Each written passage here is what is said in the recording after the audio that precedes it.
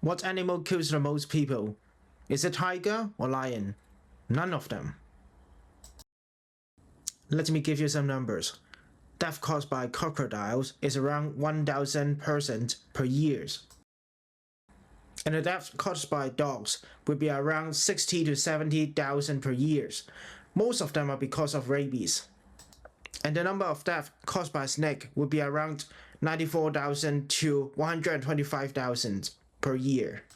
And the most deadly animal would be mosquitoes, which kills 700,000 to 1 million per person per year.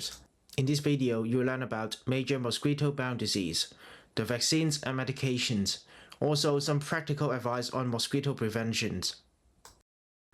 By pathogens, mosquito-borne disease can be divided into two types: viral, including dengue, yellow fever, Zika, chikungunya, Japanese encephalitis, and parasitic, including malaria and lymphatic filariasis.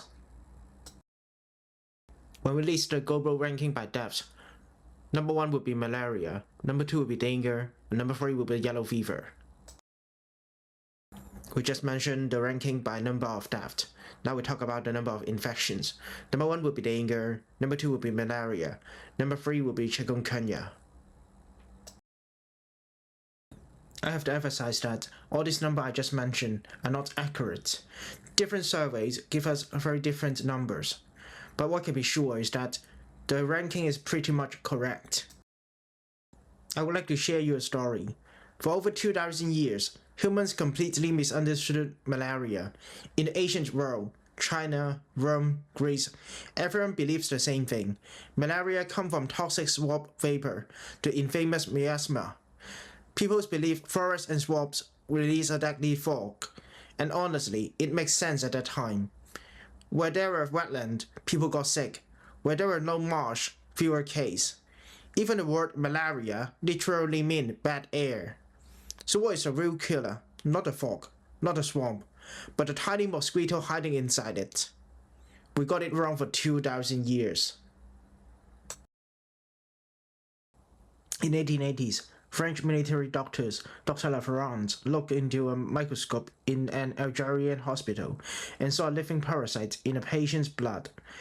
This was Plasmodium, the malaria parasite, the first sole pathogens even identified in human history.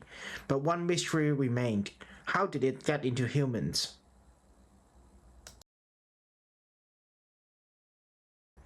"70 years later, British Dr. Ronald Ross did something bold. He raised mosquitoes, fed them malaria-infected blood, and dissected them one by one.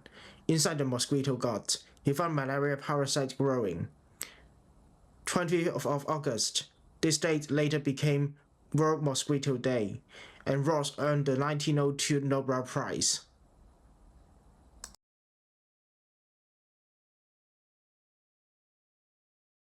Different mosquito-borne disease can bring us different long-term complications.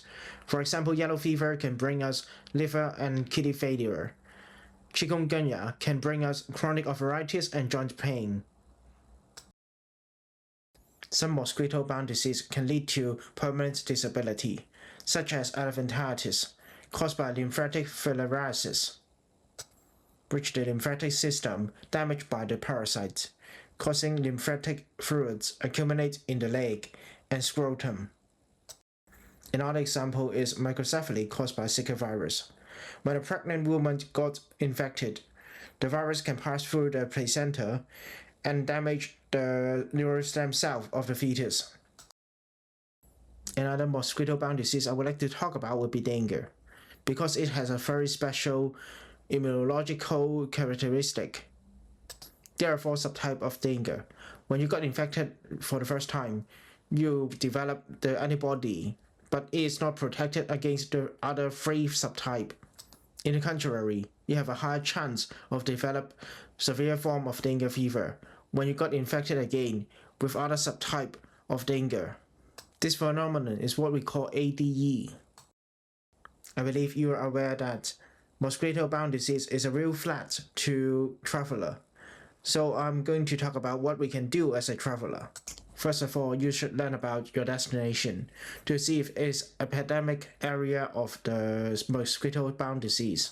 Please note, this kind of website may only issue warnings against those countries with a sudden outbreak, but not countries with mosquito-borne disease all the time. There are drugs to protect you from malaria, and there are vaccinations to protect you from yellow fever, which is also mandatory for some of the countries. So remember to talk to your GP before heading to a destination with malaria and yellow fever. Regarding the dengue, due to the immunological characteristic we mentioned before, the old vaccine is only provided to those who have infected previously, but now they have a new one. You might have noticed, most mosquito-borne diseases are caused by virus. Therefore, antibiotics would not work. Any parasitic drug would not work, which means there are not much drugs we can use for prevention and treatment. And most available vaccines are not easy to find. Therefore, we move on to another important topic: how to prevent mosquito bites effectively. All clinical guidelines point out that when traveling to a high-risk country, you should choose mosquito repellent with DEET or picaridin. DEET, which is more traditional, but it often irritates skins and it dissolves plastic. Therefore, the new generation, picaridin, is more suitable for sensitive skin, and it would not dissolve plastic. Here is a key point: to prevent mosquito bite, the concentration of DEET or picaridin must be more than 20%. Guidelines point out that persons aged from 2 months to 12 years old should use DEET with concentration between 20 to 30%, or picaridin with 20%. For persons 12 years old or above, they can use adult formulation, which is DEET between 20% to 50%, or picaridin between 20% to 50%. Apart from the repellent, the guidelines also recommend that we use the 0.5% permethrin to spray on clothes and mosquito net. It is an effective pesticide to kill the mosquito. Clinical guidelines also make recommendations on accommodations. You should choose well-sealed air conditioning room. You should also use mosquito net. WHO standard on mosquito net is that there should be at least 156 holes in every square inches. If possible, you should choose higher floors, and you should choose hotels that are away from stationary water. What should you do after going home? You should continue the mosquito prevention measures for 3 weeks, because the incubation of most mosquito-borne disease is around a few days to 2 weeks.